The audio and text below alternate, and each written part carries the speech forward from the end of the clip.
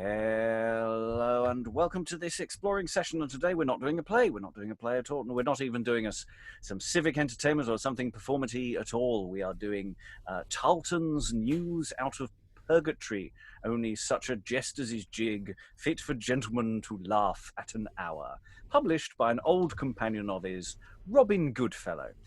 We've had some texts that we've looked at where interesting questions about who wrote it, or for that matter, who in this case published it, is always interesting. So the idea that a semi-supernatural character like Robin Goodfellow has a printing press is very engaging and quite exciting. It's, as I say, it is a piece of prose published in around 1590, or at least that's the note I've got in front of me here, and it is dealing to some degree with the legacy of Richard Tarleton, the comic actor, writer, and all-round fencer, drummer chap, who died in 1588. I think in September. We might be close to his death day. We could have made this a thing. But I didn't think of that. So we're going to be reading through this over 2 sessions, and we're going to stop and start in our usual fashion and try and find what exciting things we can glean from it. Joining us on the journey through Tarleton's News Out of Purgatory today is Liza. Introduce yourself. Hello, I'm Liza Graham, actor, singer, and Renaissance text coach to actors and directors in London. And also we have Eric. Eric, introduce yourself. I'm Eric, and I'm back from this afternoon session. But now it's going to be prose, apparently, so this should be interesting. Yes, lots of words strung together rather than in neat columns. It's very confusing for my eye. Sascha, introduce yourself. Hello, my name is Sascha Cooper, and I'm a professional actress, director, performer, and writer based in Brighton in the UK. And I'm your host, Robert Crighton. I sort of coordinate things here. I'm a writer, actor, a director, lighting designer, and various other odds and ends. Storyteller is also one of my little things. I never do that in an intro. I just say I'm the host at the beginning. I should do more of an introduction, shouldn't I? I should also subscribe to our YouTube channel bits as well, but I'm not. Do you subscribe? So click the button down there. Not doing that. You can if you want. That's it. Entirely up to you. But without further ado, we're going to read through this paragraph by paragraph. We have, in the beginning, we have to the gentleman reader's health. So hopefully our readers are healthy. And we'll start with Liza reading the first paragraph, followed by Eric. To the gentleman readers, health. Gentlemen, the horse, when he is first handed to the wars, starteth at the crack of every piece, and every couched lance is a censure of death to a freshwater soldier. So fareth it with me, for never before being in print, I start at the sight of the press, and having not dared to look into the open light, I feared with the owl to fly before it be twilight. Yet I have heard others whose books have passed your view account you so favourable, courteous, and affable, shrouding every scape with silence, that I presumed the rather to experience with them the hope of your favours, which if I find as they have done, though I be blind byred, yet I will in the thickest of the mire plunge up to the saddle for your sakes. Virgil, afore he wrote his Aeneids, wrote his Colics, and said in trifles, afore he attempted in triumphs. Lucan wrote Quadeum Lyrica before he began with Belamper Emathios Plusquam Siculia Campos. Rome was not builded on in a day, and men that venture little hazard little. So, gentlemen, I present you with a toy of Tarleton's, called his News Out of Purgatory, which I desire you accept as courteously as I offer willing to please. Though they be crepundia, yet read them, and if you find any pleasant facitia or quid salis, think all savory, and so pleased without being satirically peremptory. For Momus will have a mouthful of invectives, and Zoilus should not be Zoilus if he were not squint-eyed. Therefore, leaving their humours to the word-mongers of malice, that, like the vipers, grew odious to their own kind, Hoping of your courteous censure, I bid you farewell. So just briefly pause there. There's a really nice light touch to that. But also, I wonder. I genuinely have struggled to pass any of the Latin on that, and I'm wondering how good it is, or how deliberate, or how these references to books function within this. I mean, obviously they're saying, you start with something simple before you go to writing a great work. But I'm wondering whether there are very clever jokes in there that I'm not getting.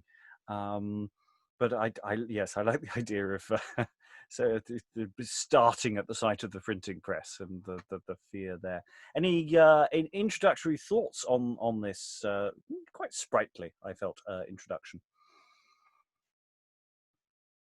Eric.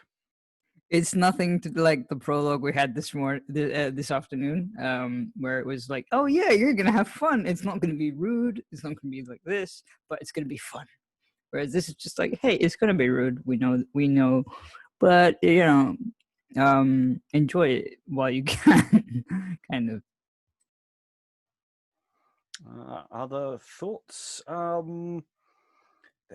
Liza, muted at the moment. One day I'll grow a brain, and then I'll be dangerous. During that brief pause, I very, very quickly did a search for some of the Latin, and what came up was a sort of bastardization of the first line of Lucan's Pharsalia, where he says, Lucan wrote Quidam Lyrica before he began with Bellum perimathios plusquam civilia campos. Civilia, I believe, I've changed the Elizabethan U to a V. At the time, they were often interchangeable. So it's a not quite accurate rendering of that first line, and I don't know whether he meant it to be a sort of cod Latin that you were supposed to laugh at the mistakes of, or the sort of reference that that would appeal to university wits and inns of court people. We think, or at least we theorize, that the Robin Goodfellow who wrote this may have been Robert Armin. Armin, in another of his books, drew the distinction between a fool natural and a fool artificial. A fool natural is someone who's essentially funny because he can't help it. A fool artificial is someone who's funny because he chooses to be.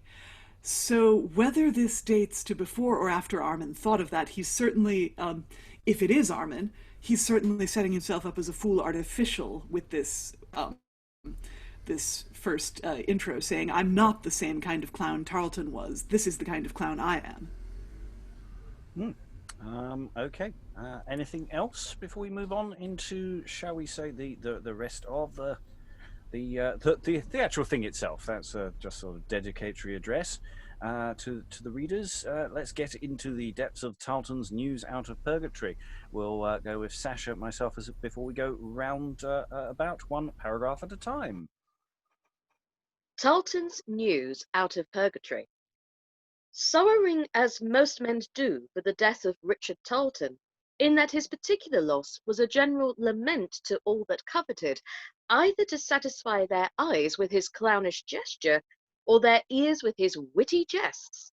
The wonted desire to see plays left me, in that although I saw as rare shows, and heard as lofty verse, yet I enjoyed not those wanton sports that flowed from him as from a fountain of pleasing and merry conceits. For although he was only superficially seen in learning, having no more but a bare insight into the Latin tongue, yet he had a prompt wit, that he seemed to have that salem engine which Tully so highly commends in his orator. Well, howsoever either natural or artificial, or both, he was a mad, merry companion, desired and loved of all, amongst the rest of whose well-wishers myself being not the least. After his death I mourned in conceit, and absented myself from all plays, as wanting that merry Roscius of players that famous all comedies with his so pleasant and extemporal invention, yet at last, as the longest summer's day hath his night, so this dump had an end. And forsooth upon Whitsun Monday last I would needs to the theatre to see a play, where when I came I found such discourse of unruly people that I thought it better solitary to walk in the fields than to intermeddle with myself among such a great press.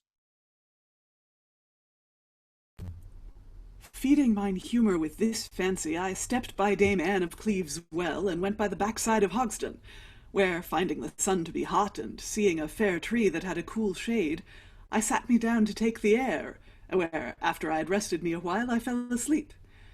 As thus I lay in a slumber, methought I saw one attired in russet, with a buttoned cap on his head, great bag by his side, and a strong bat in his hand, so artificially attired for a clown, as I began to call Tarleton's wonted shape to remembrance, as he drew more near, and he came within the compass of mine eye.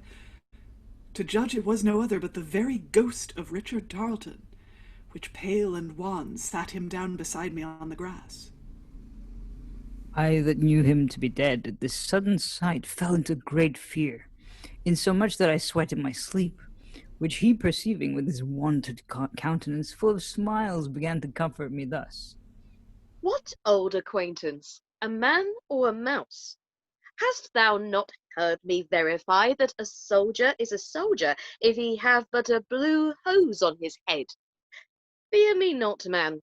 I am but Dick Tarleton, that could quaint it in the court and clown it on the stage, that had a quart of wine for my friend, and as word from my foe, who hurt none being alive, and will not prejudice any being dead.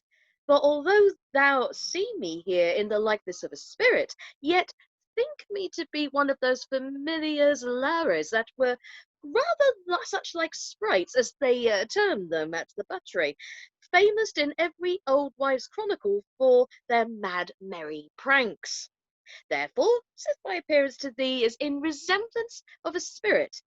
Think that I am as pleasant as a goblin as the rest, and will make thee as merry before I part as ever Robin Goodfellow made the country wenches at their cream bowls. With this, he drew more near me, and I starting back, cried out, "In nomine Jesu, avoid Satan, for ghost thou art none, but a very devil. For the souls of them which are departed, if the sacred principles of theology be true, never return into the world again till the general resurrection. For either they are placed in heaven, from whence they come not to entangle themselves with other cares, but sit continually before the seat of the Lamb, singing Alleluia to the highest, or else they are in hell. And this is a profound and certain aphorism, ab inferis nulla est redemptio. Upon these conclusive premises, depart from me, Satan, the resemblance of whomsoever thou dost carry." At this, pitching his staff down on end and crossing one leg over another, he answered thus: "Why, you whoreson dunce, think you to set Dick Tarleton nonplussed with your aphorisms?" No, I have yet left one chapter of chop logic to slight you withal, that were you as good as Georgia Green, I would not take the foil at your hands. And that is this: I perceive by your arguments, your inward opinion, and by your wise discretion, what pottage you love. I see no sooner a risp at the house end or a maypole before the door, but I cry there is a paltry alehouse. And as soon as I hear the principles of your religion, I can say, oh, there's a Calvinist. What do you make heaven and hell contraria immediata so contrary that there is no mean betwixt them, but that either a man's soul must in post haste go presently to God, or else with a whirlwind and vengeance go to the devil? Yes, yes, my good brother, there is quondam tertium a third place, that all our great grandmothers have talked of, that Dante hath so learnedly writ of, and that is purgatory. What, sir, are we wiser than all our forefathers? And they not feared that place they not only feared that place in life, but found it after their death. Or else was there much land and annual pensions given in pain to morrow mass priests, fraternities, trentals, and such like, decretals of devotion, whereby the souls in purgatory were the sooner advanced into the quiet estate of heaven. Nay more, how many popes and holy bishops of Rome, whose canons cannot err, have taught us what this purgatory is? And yet, if thou were so incredulous that thou wouldst neither believe our old beldames nor the good bishops, yet take Dick Tarlton once for thine author, who is now come from purgatory. And if any upstart Protestant deny, if thou hast no place of scripture ready to confirm it, say as Pythagoras' scholars did, ipse dixit, and to all boon companions it shall stand for a principle. I could not but smile at the merry doctrine of my good friend Richard, and therefore taking heart at grass drawing more near him, I prayed him to tell me what purgatory is, and what they be that are resident there. As one willing to do me such a favour, he sat him down and began thus. And in a moment we will have Tarleton's description of purgatory, but I think it's we should just briefly pause there. Yes, we're getting a lovely portrait of whoever the author is, being very sad about his death, wanting to go to the theatre, but it's very crowded. It's very crowded there. Sauntering down and encountering this spirit. And it means starting off on a basic good logic. If it was a soul that went to heaven, it would stay there. So it must be a soul from hell. And Tarleton saying, "No, I come from purgatory," and trying to outline how a Protestant position can allow purgatory to be countenanced. So there's an interesting sort of sweep to that. General thoughts. I really like the tone. I think there's a lot in that was really quite nicely done, really quite fun. It is called Fit for Gentlemen to Laugh at an Hour. So, it seems to be on that level. Any initial thoughts?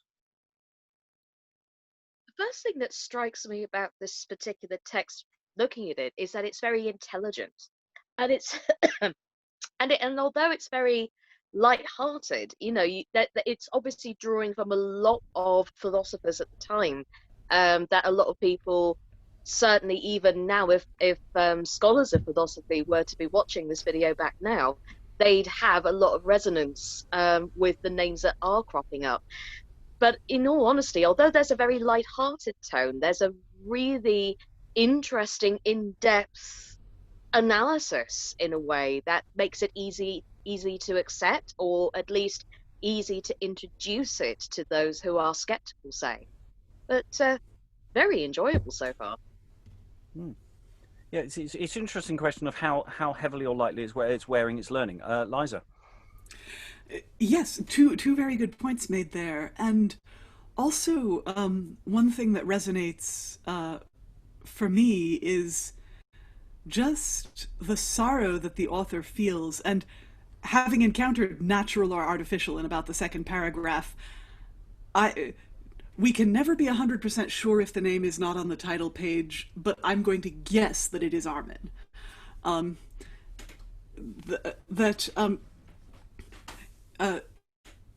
What resonates from their time to mine, for me, is the sorrow at losing a player who you really loved, whose work you admired, who you seem to also have had a personal relationship with, but really I think that came about because you loved their work. And you go to the theater and they're not there, and it's just somehow not the same. So you have to take a walk by yourself in the fields, and London was periodically ravaged by waves of contagious disease that closed the theaters, and in the times we live in, I'm very much feeling that now. Armin, in a work that he writes later, which we know is by him, Armin does write a very long poem about the death of Tarleton. We know that he mourned, and later on in this jest book there is a story about Tarleton and Armin that we can read. Yeah, that's Yeah. pretty much it. It is that thing of, you know, maybe if it's a favorite film or television program or series where an actor, you know, disappears, or, you know, not always died, but, you know, sometimes, you know, you feel the loss. The show's not the same anymore.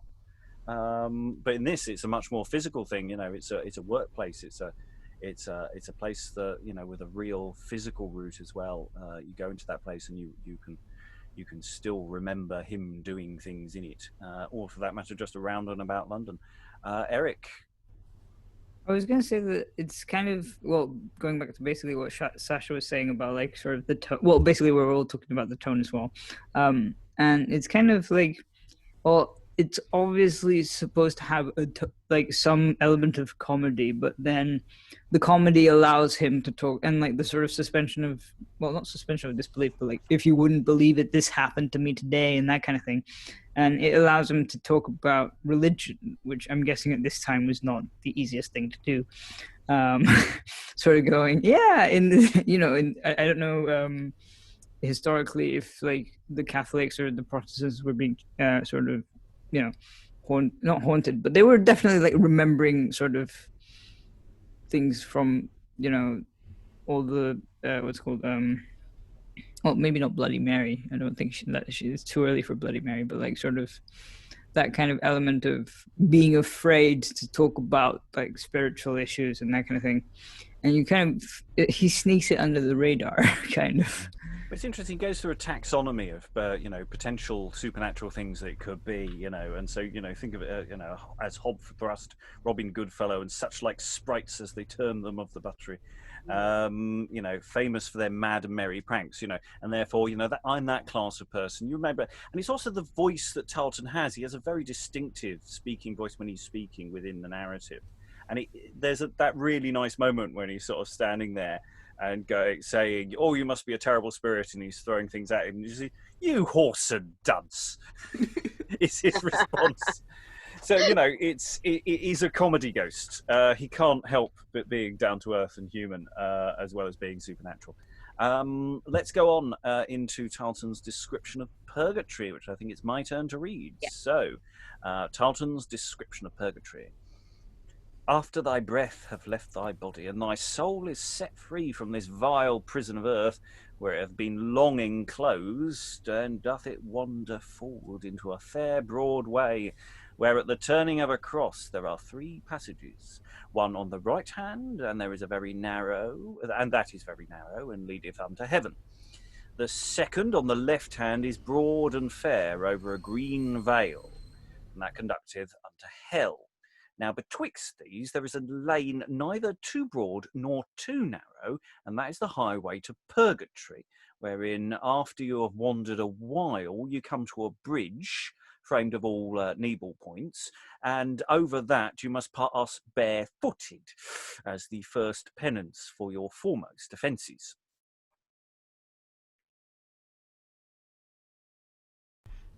Oh, sorry, the paragraph marking wasn't quite clear.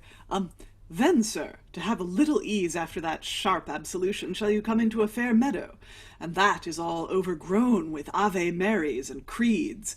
This is to put you in remembrance of Our Lady's Psalter, which, if you can say 150 times over before you pass the meadow, you escape passing over a whole field of hot-burning ploughshares that day and night lie glowing hot for such purposes. After these, and a many mo of other miseries, which I am by the law forbidden to utter, you come to Purgatory Gate, where, for an entering penny, you have 40 lashes with a whip as ill as ever were given in Bridewell. Then are you admitted entrance.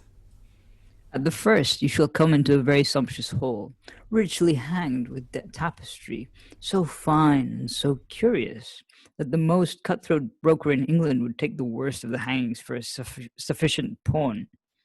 In this hall, you shall see an infinite number of seats, formed and seated like an amphitheatre, wherein are royally, nay, more than royally, placed all the popes, except the first, 30 after Christ, and they went presently to heaven. And the reason was because purgatory was then but building and not fully finished. In those seats, I say the popes sit triumphantly, with their pontificalibus and their triple crowns, but yet abiding pains of purgatory, as well as the meanest in all the house, equally proportioned according to the measure of their sins, some for false wrestling the scriptures, others for ambition, some for covetousness, gluttony, extortion, simony, wrath, pride, envy, many for sloth and idleness. And some, I can tell you, have come thither for wenching matters, that's counted in Rome as but a venial sin. And therefore 3 dirges and 2 tapers offered to the picture of old Pasquill is sufficient to wipe away so small an offence.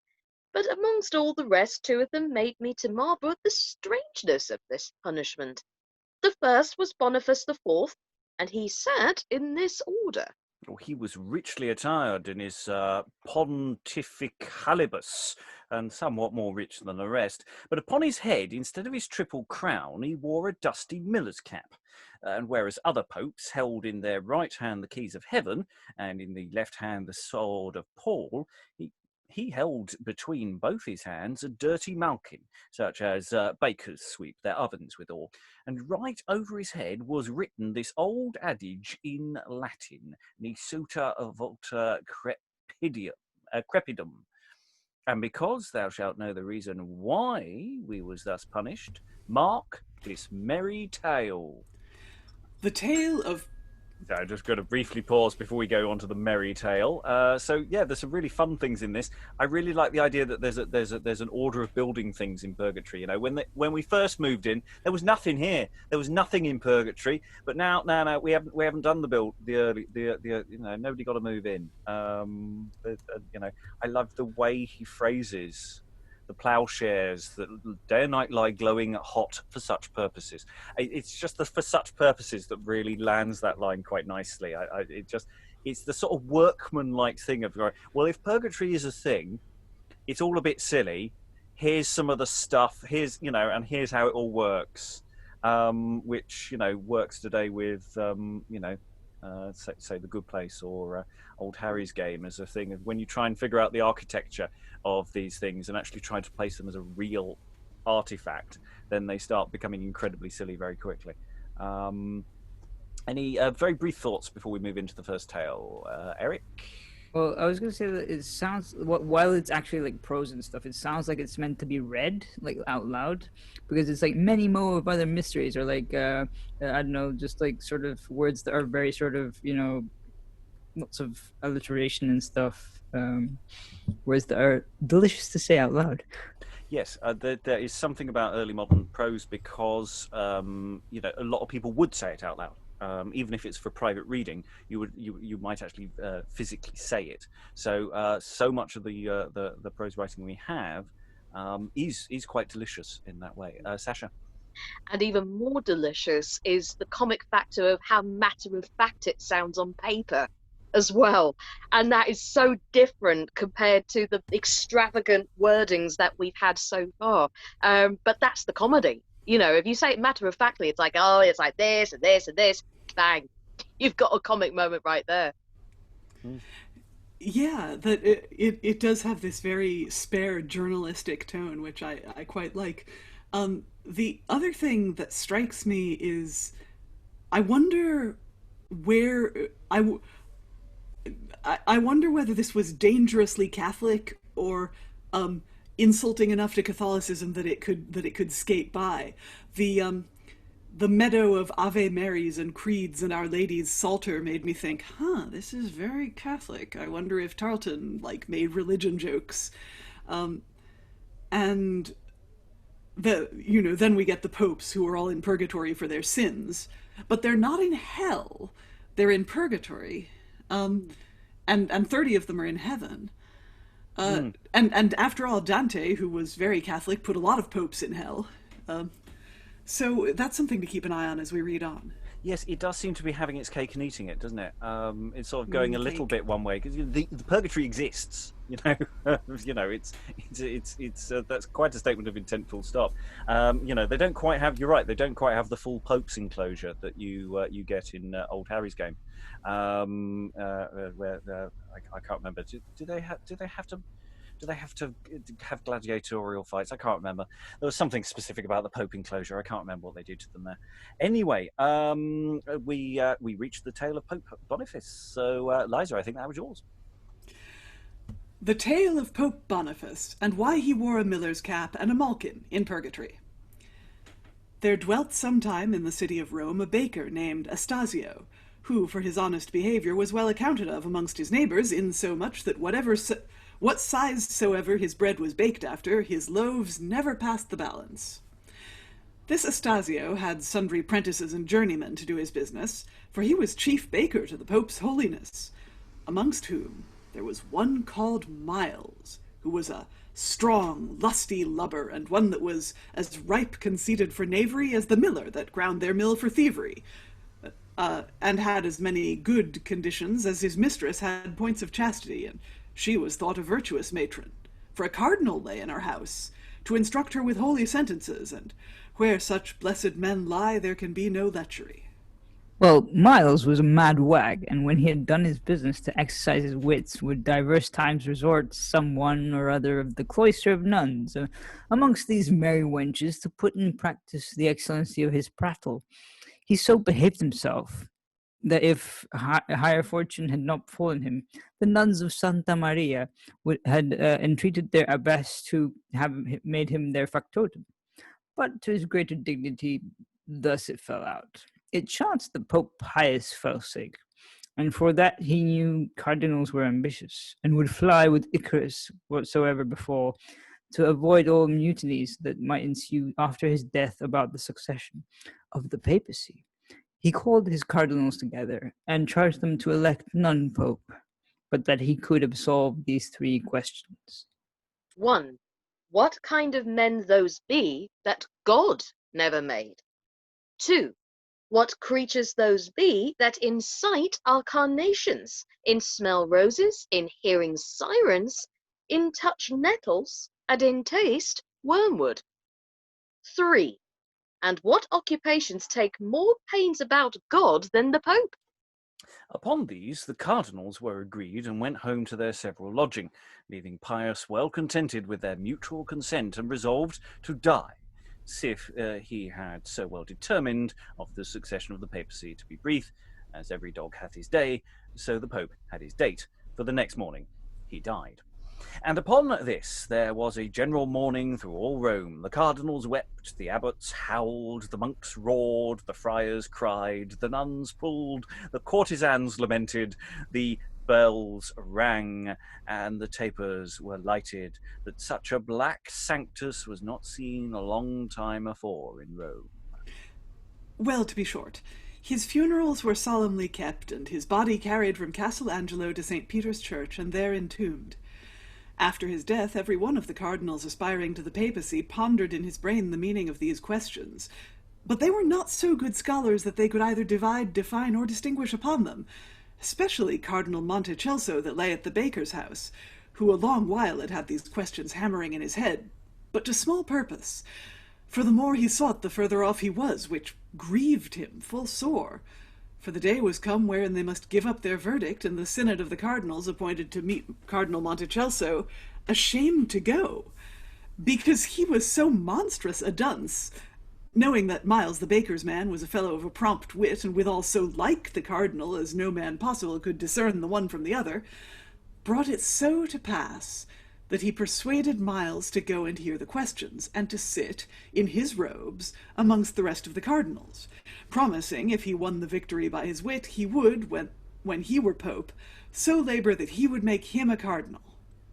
Miles that was ever malapert and more saucy than honest, undertook the matter, and bluntly over his baker's mealy cassock for hast put on the cardinal's habit, and very solemnly to St. Peter's Church, where the rest of the Holy Brotherhood sat, taking his place among them as Montecelso had directed him. When thus they were all gathered together, the eldest of the fraternity laid open unto them that now by the death of Pius the papacy stood sede vacante, yet by good direction of his holiness in life time to avoid further controversy in the church, he had left a means to know who should be the next successor in the see, and thereupon be propounded 3 questions, which began at the eldest, and so gradatim went downward. Sundry men gave sundry verdicts. At last it came to Cardinal Monticelso, who was youngest, to yield his reason, which, if it were not probable and plausible, the synod must devise some other means to know the successor, for the questions were so dark that amongst the rest they were as inscrutable enigmas. Well, to Miles at last came the matter to be made manifest, who very demurely in his scarlet robes and his grey bonnet began thus: My lords and fellow brethren in this dignity, now is the text fulfilled. The last shall be first, and the first shall be last. For I that am youngest in years am like to be the eldest in judgment, and being last in degree, am last like to be first in dignity. Therefore, you foolish dunces, thus to absolve these 3 questions. What kind of men be those that God never made? I tell you, they be popes, cardinals, abbots, monks, and priests. For none of all these did God ever make, and thus I prove it. The Creator, both according to the principles of philosophy and theology, is greater than the creature. And it is impossible that the maker should be formed or fashioned by the thing made, as a pot to make a potter. Is it not then as repugnant to reason that God should make a priest, when the priest every day in his mass maketh God? So is he the creator, and God the creature. Therefore, brethren, the priest is the man that God never made, because we ourselves know that the priest is God's maker. To this they all applauded, and said he had spoke as much as pious meant. Now, quoth he, to the second question. What creatures those be that in sight are carnations, in smell roses, in hearing sirens, in touching nettles, and in taste wormwood? Thus I answer, they be, my masters, quoth he, these kind of cattle that we covet so much to keep, and these be women. For he that sees a gallant wench, which we Italians term bona roba, with a fair face flourished over with a vermilion blush, she seems to his eye as beautiful as a carnation, and her breath that is as sweet and odoriferous as a rose. He that listens to her words shall find them as pleasant and melodious as the siren, and as full of flattery as Circe's, so that he will avoid these wiles, must with Ulysses, tie himself to the mast, or else venture on 3 dangerous shelves. In touching they be nettles, for they sting to the quick, and in taste whoever tries them shall find them as bitter as the end of wormwood. In the end is wormwood. When Miles had discoursed this, they thought Sphinx himself could not have yielded a better reason. And therefore our gentleman baker went on to the third thus boldly. And now, masters, quoth he, to the last. What occupations take more pains about God than the Pope? Marry, quoth Miles, there be 3. The ploughman, the miller, and the baker, and thus I prove it. The ploughman, he take pains to dress his field, to sow his corn, and in harvest with toil to reap, in winter to thresh it out with the sweat of his brows. Then it is conveyed from him to the miller, and he bestills himself to set his stones in grain to grind it. Next it is transported to the baker, and he bolts it and sifts the bran from the flour, and with great pains makes it into a fine cake, and bakes it. Last it is brought to the Pope, and when he is at mass, says but hoc est corpus meum, and it is God. He spends but a little words about it, whereas the other 3 labour long ere they bring it to perfection. Therefore, these 3 take more pains about God than the Pope. One of the old cardinals hearing this, wondering at his wit to repeat over ye names of the plough-swain, the miller, and the baker. Miles, bearing him name the baker, took straight pepper in the nose, and started up, threw off his cardinal's robes, standing in his dusty cassock, swore I by cockspread the baker, and that he says to the contrary, here stand I, Miles, the baker's man, to have the proudest cardinal of you all by the ears. The cardinals, all this while thinking it had been Monterelso, and now seeing it was Miles the baker's man to soothe up the matter and cloak their own ignorance, made him pope, and called him, instead of Miles, Boniface, where he soon forgot being a priest that he ever was a clerk, in so much that on a day passing to St. Peter's Church, his master Astasio met him, and amongst the rest did his holiness great reverence. But Miles, now that it was Pope, could not look so low as a poor baker, which his master espying as he came by, said the Pope might hear him. Non fuit sic a principio, no knave, quoth he, but ye shall hear song anon, sic erit in secula seculorum. Amen. Thus went the baker's man in solemn procession to St. Peter's Church, and there after his instalment heard mass, and so departed home to Castle Angelo. And for that he was advanced from a baker's trough to the papacy, and after grew so proud and insolent that he would not know his old master. He sits in a miller's dusty cap and a baker's malkin, to signify the former pride of his life. Next him sat Hildebrand, and he held a red herring in his hand, because he made Lent. And one pope sat with the smock sleeve about his neck, and that was he that made the Imbering weeks, in honor of his fair and beautiful courtesan Imbra.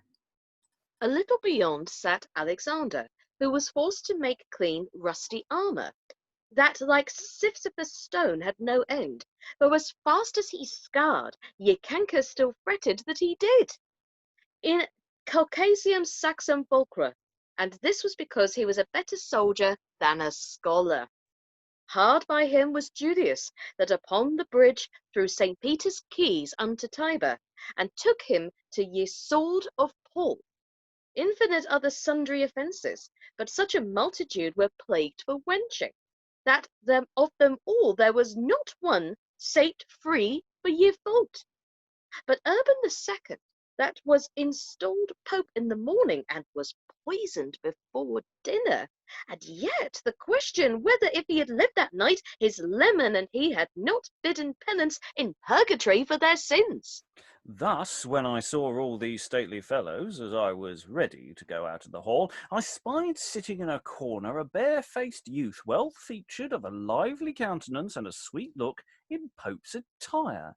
But on her head, instead of a mitre, she had a kerchief, and in her hand a distaff. I thought it had been Hercules that was found playing the wanton, so with Omphale or Sardanapalus among his courtesans. But at last I spied it was a pope, or had been a pope.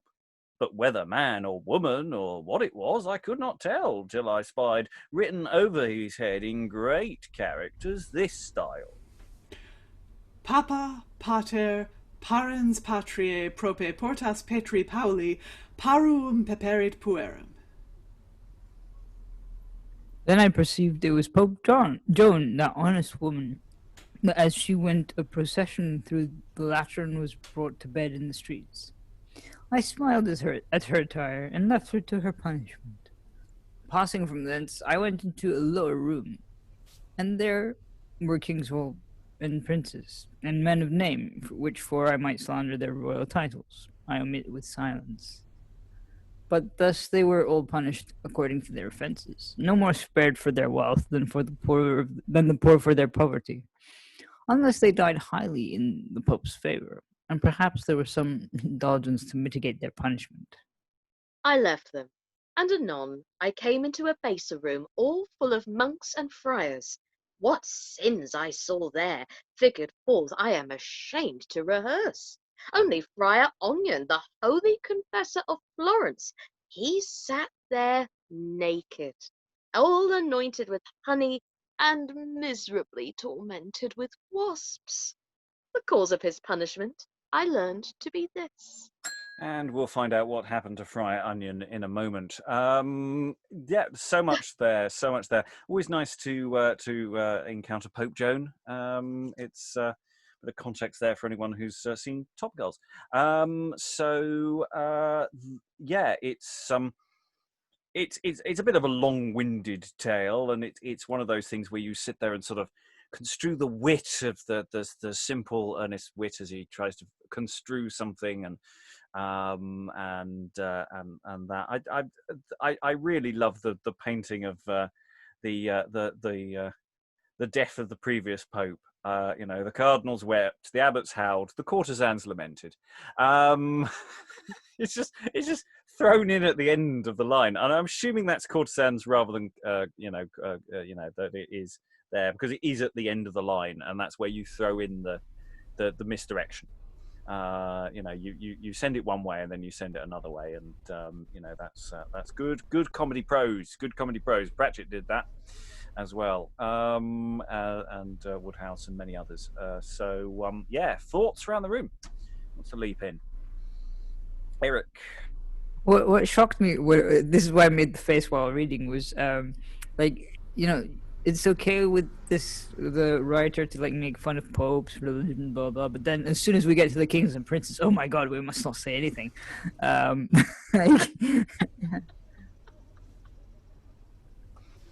Yes, stick to. Yeah, I'm increasingly going with the anti-Catholic vibe on this one. We allow purgatory so that we can mock it. Seems to be where we're going. Sascha. Just following on from that, I kept getting Monty Python sketches running through my head as I was reading it. And the only reason why I say that is because it's still intelligently written, but in the sketches with Monty Python, there was a lot of interesting physicality, extreme situations. That story reminded me very much, I don't know why, but the Ministry of Silly Walks kept popping into my head. This one, just kind of going through all these different corridors and seeing all these weird, grotesque characters. But there's a lot of scope there that you could actually get away with a lot and have a play with, I think. And I think, yes, it is a little obtuse in places, and it sort of goes over certain things a little too much. But I think that, minor trims, there's so much good stuff here that it functions very, very well. And, obviously we're only reading it cold with lots of random Latin and words that are not quite properly right. The script has been given a pass by regular Alan Scott to generally tidy it up, but it hasn't had a thorough edit. So we are still tripping over things. The punctuation is all over the shop because we don't generally do very much on that. There's a lot of good stuff here. Other thoughts? Only to footnote that the Imbering weeks that Armin talks about are known as Ember Days now. And let's see, there were another couple of footnotes that I had. Hercules and Omphale. Omphale is the queen of the Amazons. She made Hercules dress up in women's clothes. So we have transvestitism a bit like Pope Joan, who is said to have borne a child while in papal procession. These people live for the drama. Pope Alexander, who had to scour the rusty... not Alexander the Great, but Pope Alexander, who had to scour the rusty armor, was one of the two Medici popes. Leo was... I forget which number Leo was the other. I think Alexander was a Medici pope. I could be getting that wrong. Could have been a Borgia, or there may have been more than one Pope Alexander. I can never keep the Pope straight. I've no chance. Julius, I'm pretty sure, is Julius II, who spent his entire papacy making war on the Medici. We'll see. I think there are going to be some more Florentine jokes in the forthcoming story. Oh, love a Florentine joke. Okay, Eric.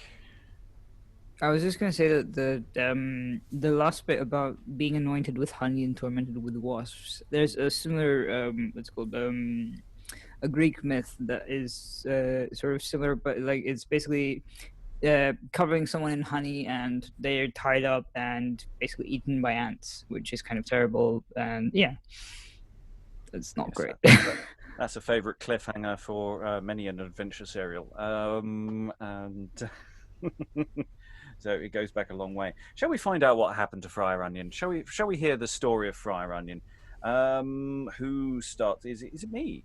I think it's you. It's me. So, the tale of Friar Onion, why in purgatory he was tormented with wasps. There dwelled a widow in Florence of good parentage and large possessions, more beautiful than she was wealthy, and yet she was the richest widow in all Florence. Her name was Lisetta. The only fault that was found in her was that her beauty was more than her wit, and that such a self-love of her excellency had made her overween herself, that she thought none fit to be her husband in all Florence. Thus, though she were looked at for her outward perfection, yet she was laughed at for her inward follies. Well, howsoever others censured of her, she thought her penny better silver than the rest, and would so strive to excel other gentlewomen in the niceness of gesture, that oft times she marred all, insomuch that her coy quaintness was a byword in the city. Every week, forsooth, because she would seem as virtuous as she was fair, she devoutly went to Friar Onion to be confessed of her sins. The priest, who was a lusty lubber and a tall swain, and nursed up lust with idleness, began to look upon her more narrowly and take a particular view of her perfections. With that, entering with a piercing insight into her self-love, thought that she might quickly be overreached in her own conceits, for he thought that if the wisest women were won with fair praises and large promises, it were more easy to entrap her with the discourse of her excellency. Therefore he laid his plot thus. The next time Lisetta came to shrift, after she had made her confession and received absolution for her sins, Friar Onion, looking earnestly upon her, fetched a far sigh, and said, "Ah, madam, if you knew as much as I know, as you are the fairest, so you would think yourself the happiest of all women that are alive." And why, sir, I pray you, quoth Lisetta. Ah, said Friar Onion, it is such a secret as may not be revealed. For if I should disclose it to you, and you by any means make it manifest, there were no way with me but a most miserable death. Lisetta, as all women be desirous of novelty, was so greedy to hear what good was towards her, that she made 1,000 protestations and uttered 1,000 oaths never to bewray what her ghostly father should tell her in secret. Then, madam, quoth Friar Onion, with a grave and demure countenance, no, your beauty is so excellent, and your perfection is so far beyond the common course of all other women, that not only all men that see you admire you as a miracle, but the very angels in heaven are enamored of your proportion. The angels, quoth she, is that possible? The angels, madam, and not the meanest, but the most beautiful of all the rest. For the angel Gabriel is so far in love with you that the other night he appeared unto me and charged me to do his earnest commendations unto you, with promise that if he might be assured of your secrecy, he would at convenient times visit you and entertain you with such love as befitteth holy spirits. Whoops. This tale so set afire Lisetta that she not only thanked Friar Onion for his commendations, but counted herself the most fortunate of all women, that she was beloved of so blessed a saint, and therefore, when and where it pleased him, he should be entertained as with honourable secrecy as a poor dame of her calling might afford. Friar Onion, seeing this gear would work, prosecuted his purpose, then subtly he presently fell down on his knees before her, and desired that for such happy news as he had brought, she would grant him a boon. Lisetta, liberal now to perform any demand, bade him ask. Then he began thus. Madam, quoth he, for that the angel Gabriel is a spirit, and his brightness such as no mortal eye can suffer, and therefore must come unto you in some human shape, I pray you vouchsafe that my body may be the receptacle for him, that while he putteth on my carcass, my soul may enjoy the sight and pleasures of paradise. so shall you not hinder yourself and do me an unspeakable benefit. Lisetta, seeing Friar Onion was a tall, lusty, tall fellow, willing in what she might to pleasure him, granted his request very, very willingly. Whereupon it was concluded that she should leave the door open, and about midnight the angel Gabriel should come to visit her. Upon this resolution, home went Lisetta as merry as a pie, tricking up her bedchamber with all bravery and rich perfumes for the entertainment of her paramour. And Friar Onion, as busy as a bee, was making his wings and his trinkets ready to play the angel.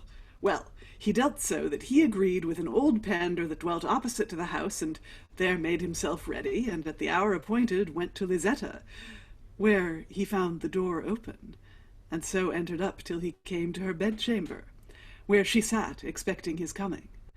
As soon as she saw him with his glorious wings and his white robes, she rose and fell at his feet. But he lovingly took her up, embraced her, kissed her, and pointed to the bed, whither the angel went after he had laid apart his habiliments, and Lisetta followed with as much speed as might be, but cetera quis nescit. Early before the break of day, Gabriel took his leave of his Lisetta, and went to his lodging, leaving her the proudest woman in the world, that she was beloved of an angel. Friar Onion, he got him to his cell, and there took up his broken sleep he had lost till 9 of the clock. That he went into his oratory, where he had not sitten long, but Lisetta, in as great bravery as might, came to the church, and then offered up in greater devotion a burning taper to the angel Gabriel. Afterwards, her orisons done, she came to Friar Onion, who after some conference demanded her of her new lover, whom she highly commended, and he again gave her great thanks that she vouchsafed him to be the receptacle of so holy a saint. For all the while his body was with her, his soul did taste the joys of paradise. These two thus agreed. It so fell out that sundry times as occasion and opportunity would give leave, the angel Gabriel visited Lisetta. The friar thus frolicked in his conceit of content was thwarted by fortune on this manner. Lisetta, waxing very proud with the remembrance of her new lover, was so coy and disdainful as she never a dame in Florence fit for her company, insomuch that many wondered why she grew so insolent. But the more they marvelled, the more she was malapert, conceiving such abundance of self-love within her stomach, that she was with child till she had uttered her mind to some of her gossips. On a day sitting with one in whom she had most affiance, she began to require secrecy, and she would unfold unto her a thing not only strange, but of great import. Her gossip, as the custom is, began to blame those wives whose secrets lay at their tongue's end, and said she was never touched with any stain of her tongue, and therefore whatsoever she told her should be buried underfoot and go no further. Upon this, Lisetta began to rehearse unto her from point to point the whole discourse of the angel Gabriel, how he was in love with her, and how sundry nights he lay with her, and many more matters which he told her of the joys of paradise. Her gossip, being a wily wench, kept her countenance very demurely, commending the excellency of her beauty, that did not only amaze men, but drew even angels to be enamoured of her, promising to be as secret in this matter as herself. She thought the time long till they might break off talk, and therefore, as soon as she could find opportunity, she took her leave and hied her homeward. But to her house she could not go till she had met with 2 or 3 of her gossips, to whom in a great laughter she unfolded what Madame Lisetta had told her, how she was beloved of the angel Gabriel, and how sundry nights he lay with her, and told her of the joys of paradise. This was work enough for 9 days, for the wonder of Madame Lisetta's barn went through all Florence, so that at last it came to the ears of Lisetta's friends, who grieved that such a clamour should be raised of their kinswoman, knowing her folly, thought to watch near, but they would take the angel Gabriel and clip his wings from flying. Well, secret they kept it, and made as though they had not heard of it. Yet kept they such diligent watch that they knew the night when the angel would descend to visit Lizetta. Whereupon they beset the house round, and as soon as Friar Onion was in and had put off his wings and was gone to bed, the rushing in of the watch wakened him from his rest, and that with such a vengeance that trusting to more to his feet than to his feathers, he left Madame Lizetta amazed at the noise, and he himself was so sharply beset and so near taken that he was fain to leap out of a high garret window, and so almost break his neck into a little narrow lane. Well, his best joint escaped, but he was sore bruised. Yet fear made him forget his fall. That away he ran to a poor man's house, where he saw the light, and there go in, making an excuse how he had fallen among thieves, and so desired lodging. The man, having heard talk of the angel Gabriel, knowing very well Friar Onion that knew him not, let him have lodging very willingly. But all this while that he escaped were Licetta's friends seeking for the saint that so tenderly loved their kinswoman. They could not find him, and to heaven he was not flown, for they had found his wings. Sorry they were that Gabriel had missed them. But they chid hard and rebuked the folly of Licetta's self-love, that was not only so credulous, but such a blab as to reveal her own secrets. It was late, and because they had missed of their purpose, they departed, leaving Licetta a sorrowful woman, that she was so deceived by the angel Gabriel. Well, night passed, and the morning came. And this poor man, Friar Onion's host, told him that he knew not how to shift him, for there was that day a great search for one Friar Onion that had escaped naked from Lizetta's house, and whoso kept him in secret should have his ears nailed on the pillory. At this the friar started and said, Alas, friend, I am the man, and if by any means thou canst convey me to the daughter of our friary, I will give thee 40 ducats. If you will, quoth his host, follow my counsel, fear not, I will convey you thither safe and unknown, and thus. This day, there is great shows made before the Duke of Florence, and strange sights to be seen, and divers wild men dressed in strange attire are brought into the marketplace. Now, I will dress you in some strange order, with a mask over your face, lead you among the rest, and when the show is done, carrying you as though I should carry you home, I will convey you into the daughter backside, secret and unknown. Although this seemed hard to the friar, yet of two evils the least was to be chosen, and he consented to suffer what the host would devise. Whereupon he, that was of a pleasant conceit, used him thus. He anointed him over with balm mixed with honey, and stuck him full of feathers, and tying him by the neck with a chain, put a visor on his face, and on either side tied a great bandog. In this equipage marched this poor man with the friar.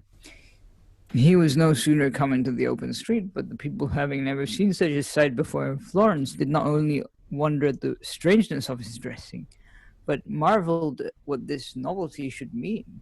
Whereupon an infinite number, not only of the common sort, but of the gravest citizens followed, to see what should be the end of this wonder.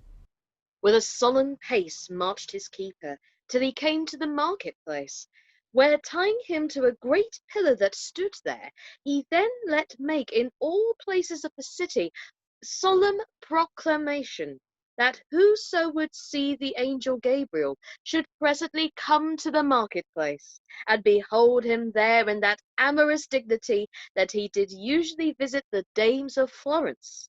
At this proclamation there was a general concourse of people, especially of the better sort, that had heard of Licetta's loves, so that the Duke himself came thither. Yeah, he definitely came thither there. And amongst the rest, Licetta's kinsman. When all the marketplace was full of people, the host pulled the visor from the friar's face. At which the people gave a great shout, clapping their hands, and cried, "The angel Gabriel! The angel Gabriel! He that comes from heaven to make us wear horns!"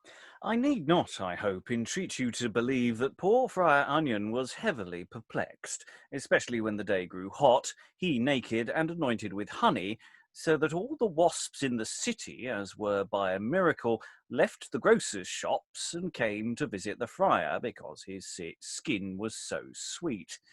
But alas, to the poor man's pains, that he was almost stung to death.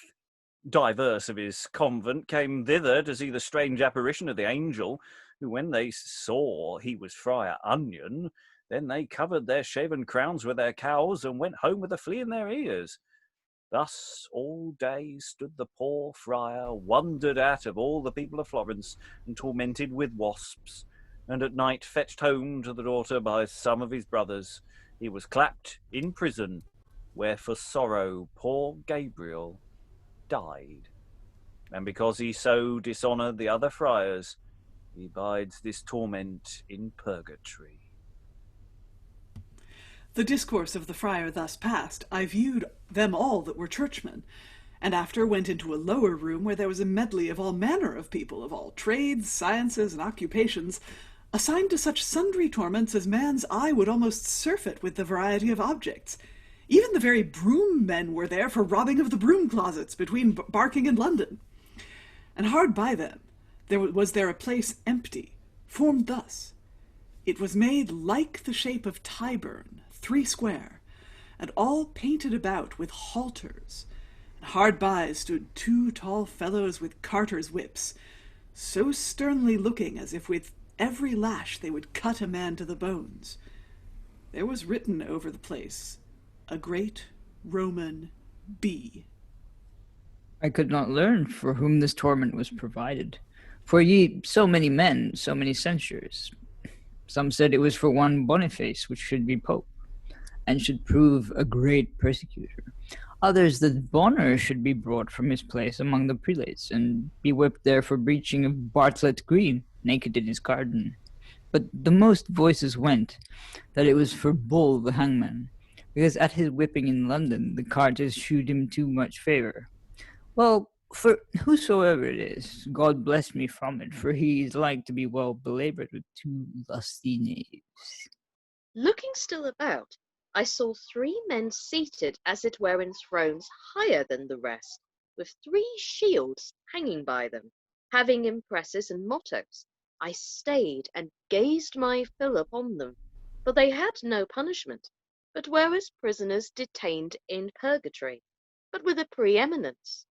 For whichsoever of the ghosts passed by gave them a knee with reverence. I marvelled what they should be, and one told me it was the 3 degrees of cuckolds. With that I smiled, and looked more narrowly upon them. I spied written over the first's head this short sentence, 1 and 1, over the second, none and 1, and over the third one, and none. This was to me a dark enigma, that I wished some sphinx to unfold the secret. At last one stepped to me and told me the whole matter thus. Which we'll do in a moment. Wasn't that a fun tale? Well, apart from the whole being dying at the end, which sort of did take the edge off the comedy business slightly. But the whole thing of his gulling there was really nicely done. You know, I like the fact he made a costume. You know, a bit of arts and crafts. There's just yeah. And it's you know, we've all been there. We've all been at a bar and heard someone, you know, go, yeah, you're an angel fallen from heaven, love. Yeah, you are. Yeah, or similar chat up lines. And I think this may be the earliest iteration. I don't know if there's an earlier one. Who knows? Maybe there is. Long pedigree for this level of cheesy awfulness. Okay, anyone want to leap in? Just some background that this tale is lifted more or less wholesale from Boccaccio's Decameron. that Friar Onion, I'm not quite sure what his Italian name is, but it's worth noting that onions at the time were not necessarily round. They might be a bit more oblong, like shallots in our time. That onions have been phallic symbols since the days of the Old English, that there's in fact an Old English riddle in the Exeter book, which goes, it's really short.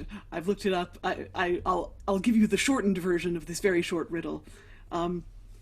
I am a wondrous creature, a joy to women. I stand very tall, erect in a bed. I am hairy below.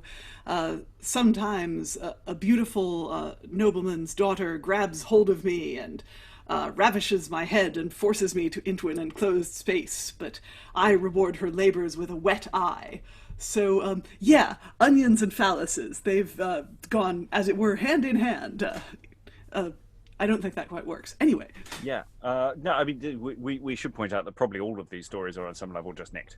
And you know, even the earlier one. And, you know, it's this with jest books and all of these sort of occasional toilet books that we could almost call these things, is that they are very recycled. There is very little. It's almost the architecture is the original thing. And everything else is then played and reworked in slightly different ways, and we've got lots of reworking of stories going back a long way into this. So and it's the more we do this, the more we're going to be recognizing stuff that, you know, from and where they go in their sort of general story etymology kind of thing. Other thoughts, Sascha? Mills and Boone comes to mind with this tale. It did get a bit heated at one, but it got a bit. I know. I was like, "Hello, come on, let's get some more flesh. Go on." No, but seriously, racy. My gosh, I mean, talk about bastardizing the virgin birth and using it as a very interesting seduction technique. Shall we say, as we've already established. But I'm already seeing, just from what the little we've read so far, you know, sometimes you get in some place, if you get a really small cast of, say, like 4 or 5, you get one narrator, and then you get the rest of the cast who are basically doing the physical storytelling of the stories as they evolve on stage with a narrator. It's kind of appearing like that to me at the moment in terms of staging, but it could change as we go along. But my word, hell yeah. Yes, this is the standalone. I mean, the previous one was very sort of clever, with its, you know, the wordplay and the wit, and you know, the 3 riddles, whereas this is just a straightforward, saucy tale that works rather well, and well told. Again, also there's very little out of that I'd actually want to trim out. You know, but you know. I'm really interested about the reference of the broom closes between Barking and London, and what that is referring precisely to. You know, broom men. I'm sure some form of street sweeper. I'm assuming. Well, we've seen broom sellers. We've seen we've seen one Vice singing a song saying "Buy my brooms," and he's the Vice. We've also seen a quite virtuous person forced into poverty selling brooms. I'm guessing it was the sort of, you know, the sort of occupation that was one step up from begging. Begging, of course, was, I think, illegal, vagrancy and such. And I'm guessing that the broom sellers did not always come by their brooms by honest means. It's, you know, between Barking and London. I mean, that's a very specific, isn't it? Very specific area, and organized broom racket. One can understand it, frankly. Now oh, sorry, Eric. I think he's given you the floor. Oh, thank you, Eric.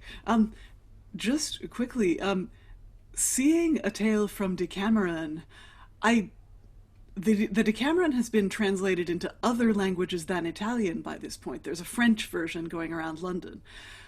But I don't know whether there's an antecedent translation to this. And it is, as Rob said, it's a very graceful rendering of the tale. Boccaccio's prose is pretty graceful in the first place, but it can get a little bit courtly at times.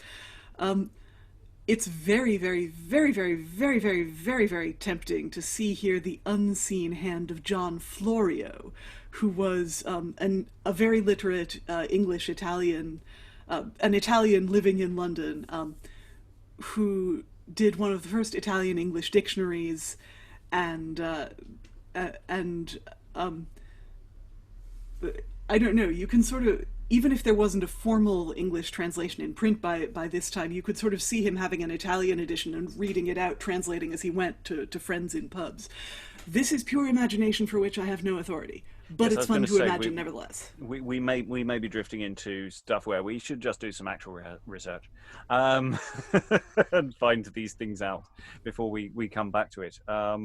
Eric. I find it interesting that it's okay. We're still on, like, sort of not Pope bashing, but sort of priest bashing or friar bashing. It's all pretty anti-Catholic on the whole. Yeah, but then it sort of goes into like, okay, so I'm not sure why these guys are not being punished, but they're just sitting there. These three, it's like sort of. Yeah, and also it just reminds me a bit of Casanova, like sort of like that element of like, oh yes, the ladies. And I mean, sort of with the angel Gabriel thing, and dressing up as It's true. a figure of sort of religious, I don't know, authority. Yeah, I really like the concept of the 3 degrees of cuckolds. It's that I'm hopeful. I may be horribly disappointed in a moment with where the story goes, but that just sort of leaps out in quite a fun way. Other thoughts before we move forward? Shall we find out about them cuckolds? Shall we do that? Yes, we've got 2 more tales in this session, and then we're done. So and they're short, slightly shorter. So the tale of the 3 cuckolds of their empresses and mottos. These 3 men, my friend, quoth the ghost, when they lived were 3 famous men, and yet cuckolds, as by their attire thou mayest perceive, but different in degree, nature, and condition. He which sits highest, over whose head thou seest is written 1 and 1, had a beautiful dame to his wife, fair and well-featured, yet a great deal more full of beauty than of honesty. But howsoever qualified, a good wench she was, and one that was not such a niggard, but she would keep a corner for a friend. To be brief, she would bear a man false at tables, and her husband, that loved Irish well, thought it no ill trick at tables to bear a man too many. He saw it, and knew very well that his wife loved another as well as himself. Yet he loved her so that he would not discontent her, but suffered her to have her longing, and to feed their own fancy, and like a wit old wink at it, therefore worthy to wear the horn. Thus, while he lived, the dishonour of his life was shame enough for his lewdness. Now, after his death, because he was so kind a man, they have placed him there without any punishment, because it was penance enough to have his conscience pricked with a restless sting of bawdry. And here they have made him a gentleman, and in his scutcheon have given him the ram rampant, with a mighty pair of horns hanging over his eyes, to signify, if it be rightly emblazed, that he had such a great head that looking through his horns he did see and not see. Shocking on with heavy palms as bellwether to the rest, his motto is stolen out of Tully, non solum pro nobis. Meaning that as we are not born for ourselves, but for our country, so he did not marry a wife for himself, but for his neighbours. This was the kind opinion of this grave witold. The second, over whose head is written none and one, was a man of an honest and virtuous disposition, who, having a fair wife, that though she could not tread right, yet wrenched her shoe inward, that was as secret as she was false. And though she could not live caste, she lived court. He never suspected her, but as he was honestly minded towards her, and kept himself to the wife of his bosom, so measured her foot after his own last, and thought none in the world to have a more chaste wife, although indeed none had a more lascivious wanton.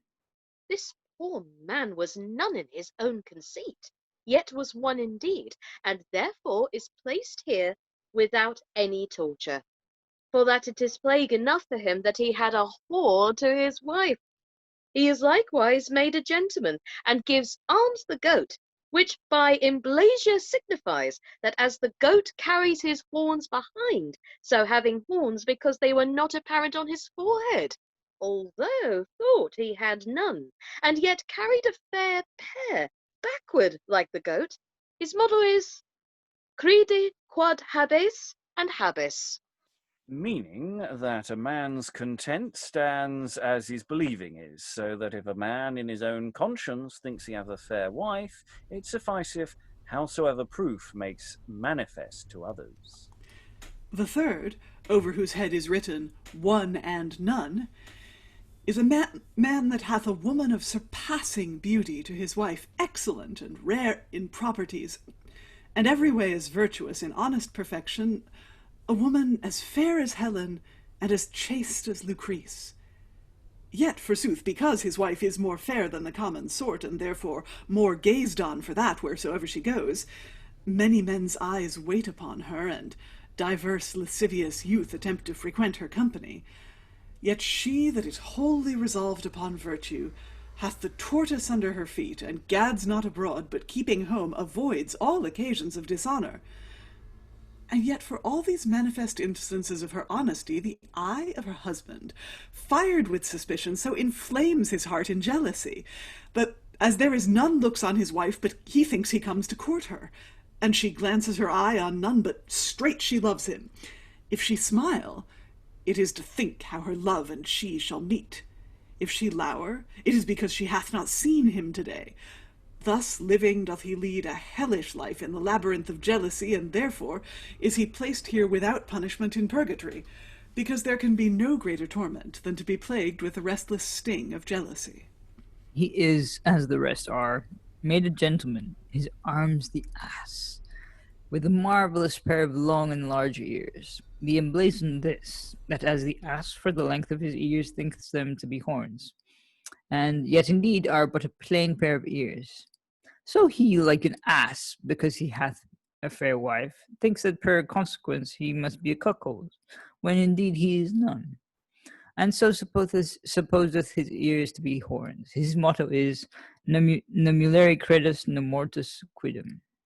Meaning that what fair show soever a woman doth hear of honesty, yet there is no credit to be given unto her coyness, but he resolves with the crew of the yellow-hosed companions that mulier, howsoever it be spoken or understood, it is a word of unconstancy.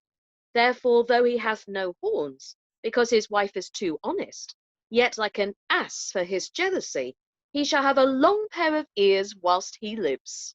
Thus was the order of these cuckolds discoursed unto me, which as soon as I heard, I went on further to spy any worth the noting, which much I saw that were frivolous to rehearse, as divers women that were hanged up by the tongues for scolding, and especially one butcher's wife of Sudbury, who was so famous for that art, if we may term it a science, that after her death she was chronicled amongst the successive scolds her neighbours for an arch gossip in that faculty. For her husband being a poor painful man, that lived by his daily labour, came home every night and brought her duly and dutifully his groat, which would not content her, but she would in brave terms abuse him, and call him rascal and slave, but above all pricklouse, which he could not abide. Wherefore, having often forbade her, and seeing she would take no warning, on a day took heart at grass, and belaboured her well in a cudgel. But all would not suffice. The more he beat her, the more she called him pricklouse. Seeing stripes would not prevail, he threatened to cut out her tongue. It is no matter for that, knave, quoth she. Yet shall the stump call thee pricklouse. At this answer the poor Botcher was so mad, that taking a rope and tying it about her middle, having a well in his yard, thereunto he let her down into the well and threatened to drown her. Tush, all would not prevail, but she cried more vehemently, wherefore he ducked her over head and ears. Then when her tongue could not wag, she heaved her hands above water and knocked with her 2 nails of her thumbs. Then, seeing nothing would prevail but death, he drew her up and left her to her villainy. She, above the rest, was tormented. A little below her, I saw a cook that was a mad, merry fellow, and he sat demurely with a crane's leg in his mouth, having no other punishment. At this I smiled and asked the cause, and it was told to me thus. We'll just pause there. A mix of stuff, some stuff that's quite good, some stuff which is less so. It's interesting the different forms of cuckoldry. I wrote a play once about this. A withole is the knowing cuckold, the one who is in some ways allowing these things to occur. Then you have the standard cuckold who is entirely ignorant, and then you've got the person who's just inflamed with jealousy, and there's absolutely nothing wrong, and the man's just an ass. So yeah, it's an interesting selection of materials there. A butcher's wife of Sudbury, just a few miles down the road from me. So know a few butchers, know a few butchers' wives. So I'm not going to comment on that at all because it was less amusing there. Thoughts on the room? There was one thing I missed in the tale of the butcher's wife as I read it, was that finally when he dunked her in the well and she couldn't talk, the gesture she made with her 2 thumbs was of cracking a louse, which was basically a last way of calling him Pricklouse before he drowned her. But like, a girl stuck to her guns. I'm full of admiration for the butcher's or botcher's. It was 2 different professions. The botcher's wife of Sudbury. You go, girl. Call that man a Pricklouse. Yeah, he obviously deserved it. Well, what's the difference between a botcher and a butcher? I'm totally not certain. A botcher is someone who mends something, and I've forgotten exactly what. A butcher is a butcher. But I think a botcher's trade is to do with mending, and I'm totally not sure. Excellent. As in our present verb, to botch together. Yeah. We'll look into that in the future. Sascha? That took a bit of a dark twist there, didn't it? But I think that's what actually makes this text extremely appealing. I mean, it's been getting more and more appealing as we've gone along. But what's really nice about that is we're now starting to get a very strong mixture of the lust, the intelligence, and now here we've got this wonderfully dark twist, which seems to be kind of focusing on men's own actions without any rational thought and what can happen. So maybe there's a message all the way throughout here saying what you put out there is what you get in return in a very dramatic sort of way. Other thoughts in the room?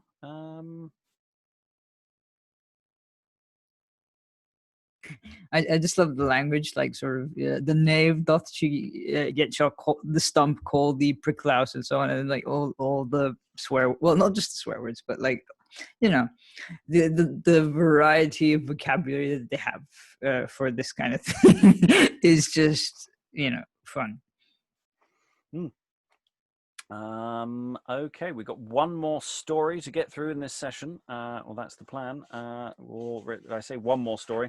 We may begin a story. There might be some overlap. So who did we get to? Who's up next? Me, I think. It's you next. So let's find out where this one's stolen from, because this feels very probably stolen from something. So it's the tale of the cook. The Tale of the Cook, and why he sat in purgatory with a crane's leg in his mouth. There dwelled in Venice a gentleman called Signor Bartolo, who, being one of the consolidori and greatly experienced in the civil law, was much frequented of sundry suitors. Amongst the rest there was a gentleman, his neighbour, that by fortune had caught some 8 or 10 cranes, a fowl in high esteem in that city. These, as a thing of great price, he bestowed on Signor Bartolo, who accepted them with that gratefulness that is so good and bountiful a gift merited. Proud, forsooth, of this present, he fed them up in one of his yards, looking with great care to them, because the Venetians hold them so rare. On a day desirous to make his neighbours partakers of his dainties, he bade divers of them to supper, and commanded his cook to provide good cheer, and amongst the rest charged him to kill a crane, and see that it were excellently well roasted. The cook, whose name was Stephano, made all things in a readiness for supper, and when the time was convenient, laid the crane to the fire. Now, sir, this Stephano was a fellow that was somewhat amorous, and excellent at courting of a country wench, in so much that he was the chief gallant of all the parish for dancing of a Lincolnshire hornpipe in the churchyard on Sundays.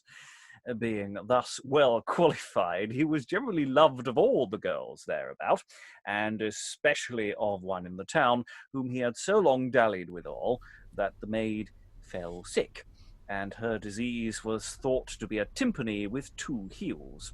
Well, however, she was spied, and Stephano had done the deed. This maid, hearing what a great feast should be at Signor Bartolo's house, hied her thither, not only to see the good cheer, but that she must feed her eye with the sight of her Stephano, who now was ruffling and sweating in the kitchen. She made an excuse and came in for fire, but in an unlucky time for the poor cook, for she no longer saw the crane, but she longed for a leg, and that so sore, but there was nothing but that or death. Whereupon she called Stephano to her, and told him that she must needs have a leg of the crane, for she so deeply longed for it, that if she had it not, it were able to cast both her away, and that she went withal. Although poor Stephano alleged many excuses as the displeasure of his master, and the fear of the loss of his service, yet no reason could prevail with her who was without reason, and therefore what for love he bare her, and for dread of discredit that might ensue, if for want of her longing she should fall to travail, he ventured a joint, and when the crane was enough, cut her off a leg. His wench thus satisfied went home, and supper time grew on, for all the guests were come, and presently, because it was somewhat late, sat down, where they were served very bountifully. At last the dainties, the crane forsooth, was brought up, and Signor Bartolo commanded the carver to trunk her, which when he had done, she was set upon the table. The gentleman of the house fell to distributing to his guests, and at last missed a leg. With that looking about what he called the carver, and asked him where the other leg was. Sir, quoth he, your mastership hath all the cook sent up. Then quoth Bartolo, go to the cook, and ask him where the other leg is. The carver went down and did his master's command. The cook, thinking to face out the matter, began to smile. Why, quoth he, we may see cranes are dainty in this country, when gentlemen cannot tell how many legs they have. Go tell my master I sent him up as many legs as she had. The fellow brought this news to his master, who in a great chafe called for the cook, and asked of him how many legs a crane had. Marry, sir, quoth he, why, malapart villain, quoth Bartolo, mockest thou me before all this gentleman? Not I, sir, quoth the cook, for I am sure I have dressed many in my life, and hitherto yet I never saw a crane have but one leg. With this answer, Bartolo was thoroughly inflamed with choler, but that he would show himself to be patient among his neighbours, he suppressed his anger with this mild reply. Either, gentlemen, you may think I or my cook is drunk that hold a dispute about a crane's leg, but for that this night I will not be impatient, I pass it over. But tomorrow morning, all as you are here, I humbly request you to take so many pains as to rise betimes, and to be judges between me and my man, whether cranes have 2 legs or no. For I have 11 cranes more, and we will early go into the yard where they feed, and this shall be the wager between my man and me. If they have but 1 leg, I will give him 20 ducats and a suit of satin. But if they have 2, he shall have 20 blows with a cudgel, and I will turn him quite out of service. With this motion, the cook seemed very contented, that all the guests smiled to see poor Stephano so obstinate Upon this matter they began to descant, and fell into pleasant chat, and so passed away the supper time. At last, although loath to depart, yet every man departed with great thanks to Signor Bartolo for their good cheer, promising very early in the morning to be with him. Where we leave them, and again to the cook, who provided all his trinkets in a readiness to trudge away with bag and baggage the next morning, for he knew his matter was naught. Thus with a heavy heart he passed away the night, and in the morning fell in a slumber. But he had not lain long in his dream, but Bartolo, accompanied with his neighbours, knocked at the man's chamber door and bade him rise, that they might end the quarrel. Poor Stefano started up, and with a heavy cheer coming out of his chamber, gave his master and the rest the bonjour. Come, sirrah, quoth his master, here are the gentlemen my neighbours come to be equal censors of our controversy. Hold, take the key of the yard and open you the door. Then let us see how many legs a crane hath.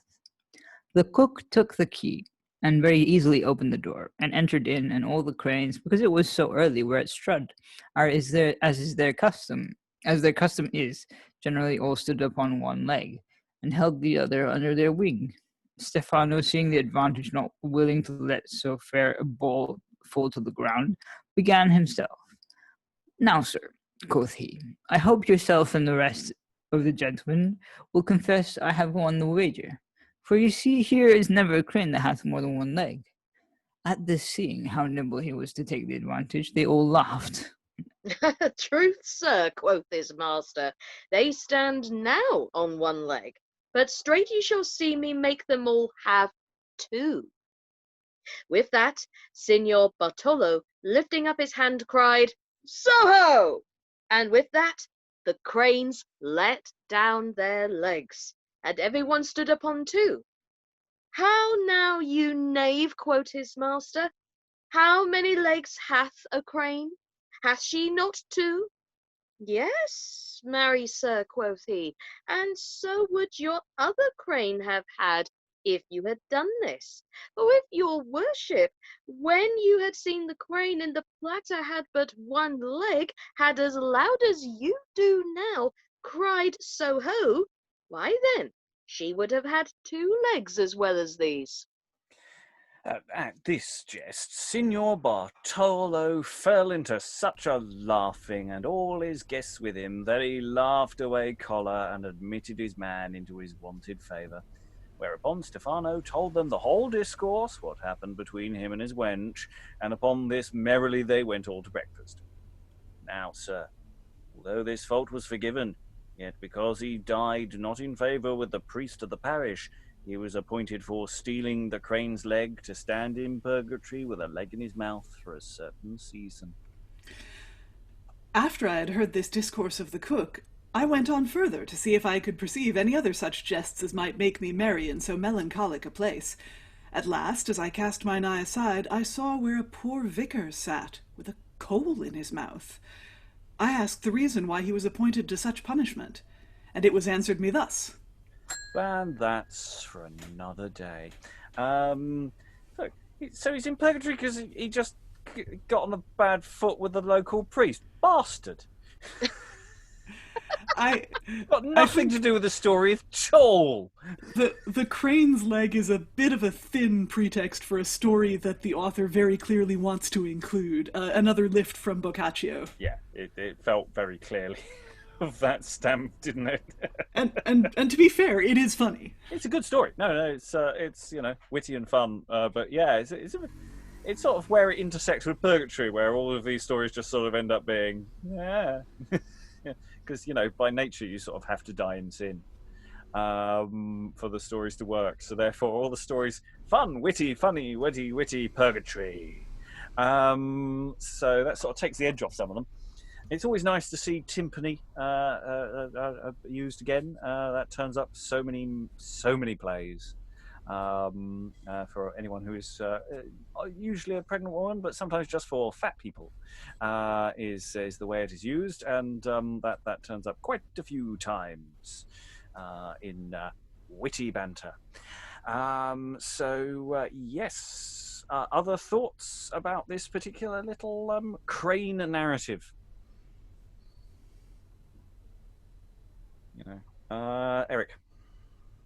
I wrote in the chat that it reminds me a bit of Plato, like the whole story, the concept of being, telling a story. Obviously, in Plato, it's like, dialogues and stuff, but it's just like sort of like there's some sort of moral, but obviously in this case there isn't.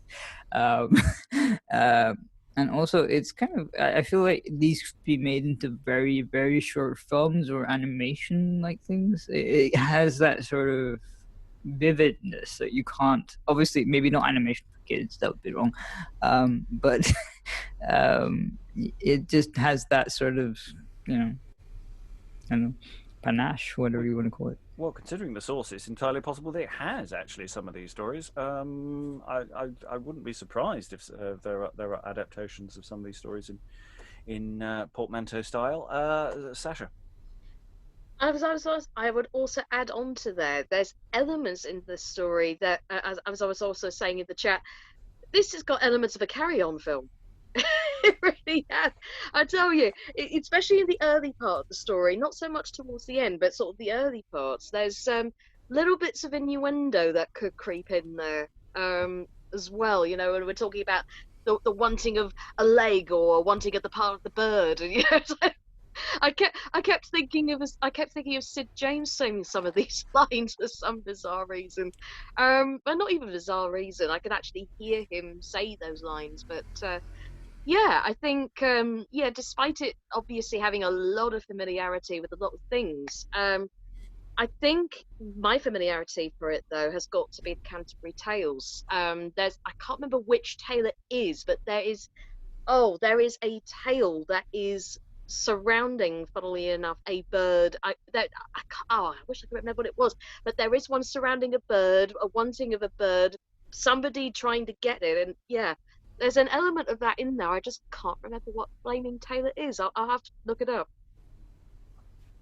Yes, well, it's the same sort of logic. I mean, talking about the piece overall, I'm just sort of thinking, going back to the overarching narrative that is being used to tell these stories, and it's that thing about what this book is for, what it is doing. It's to tell some merry tales. And linking Tarleton with the telling of stories, the telling of funny stories. These are the kind of stories that Tarleton might have liked. There is also one of that question of we're talking about that it's at the beginning about the feeling for losing his good friend Richard Tarleton, but then also this whole thing feels like a bit of a cash in. The whole thing, it's what he would have wanted for me to earn some money selling this book to some printers. It's what Tarleton would have.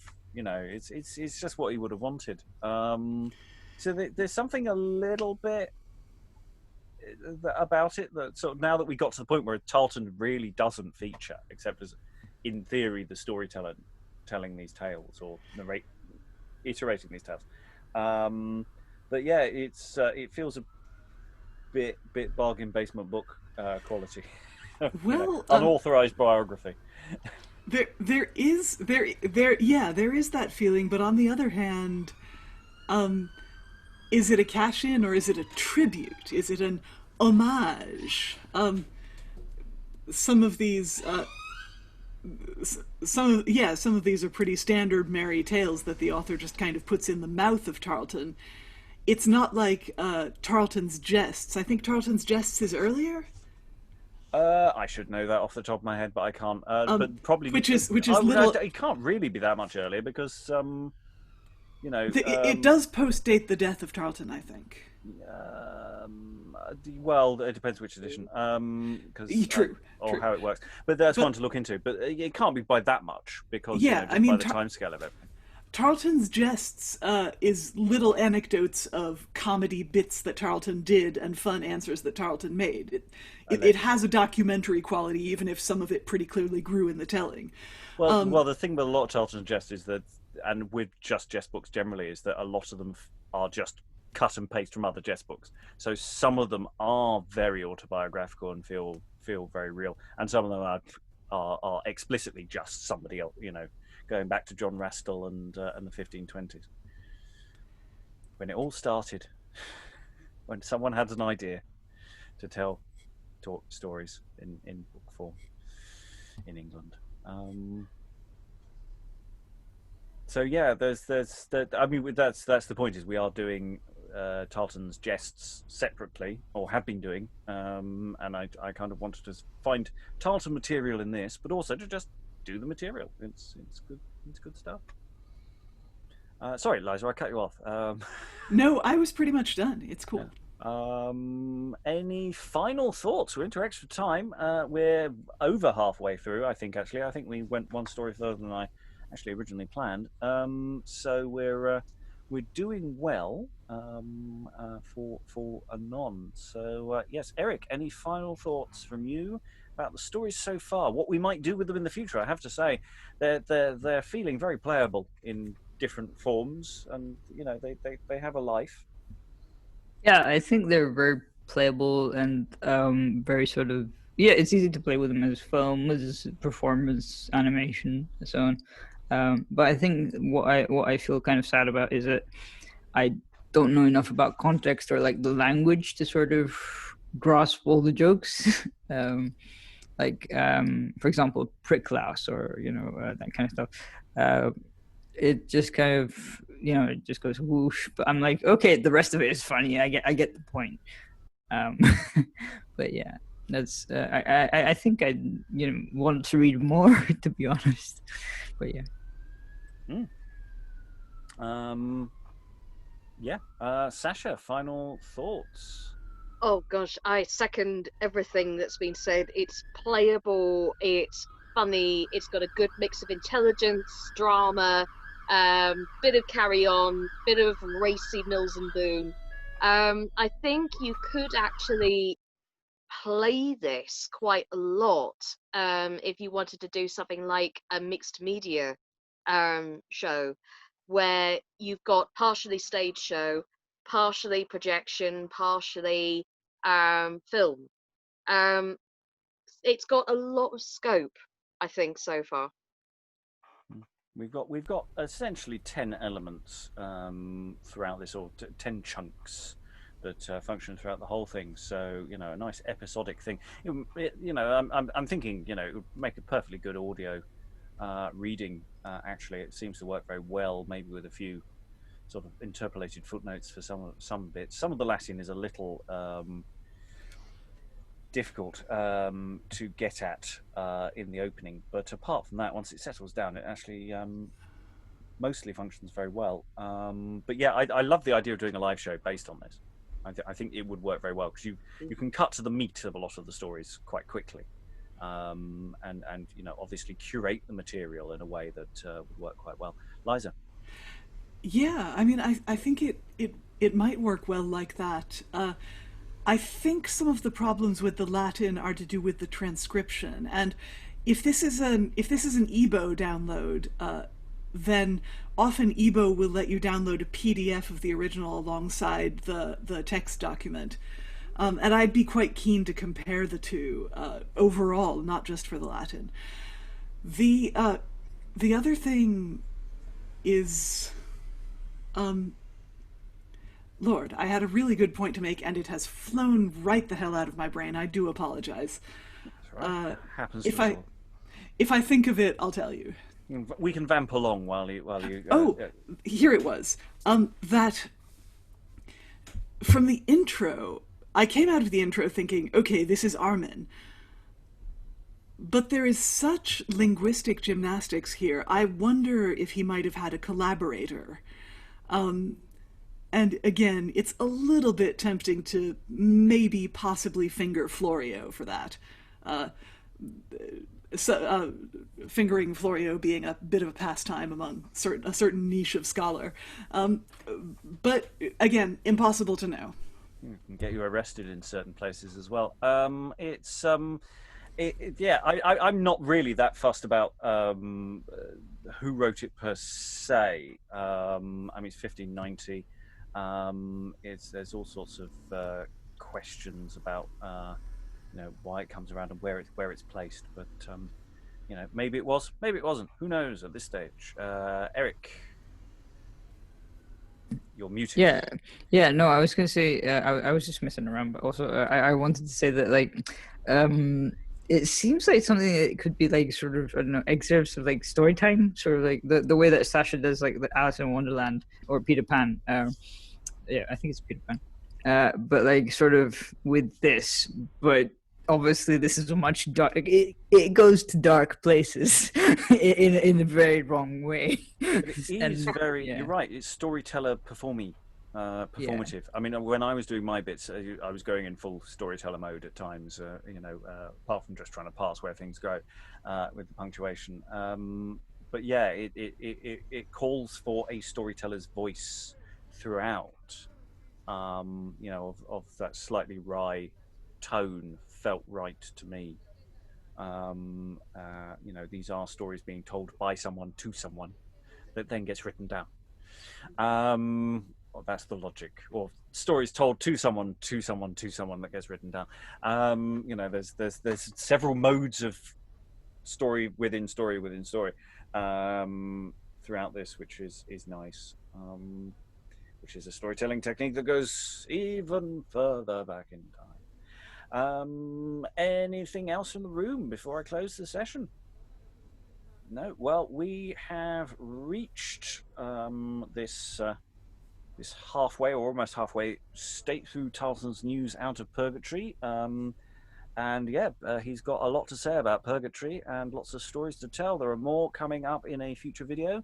All that remains is to thank everyone in the room, Alan Scott, for helping prepare the text for us today so that it wasn't completely bamboozling. And all that remains is to say goodbye. Bye. Bye.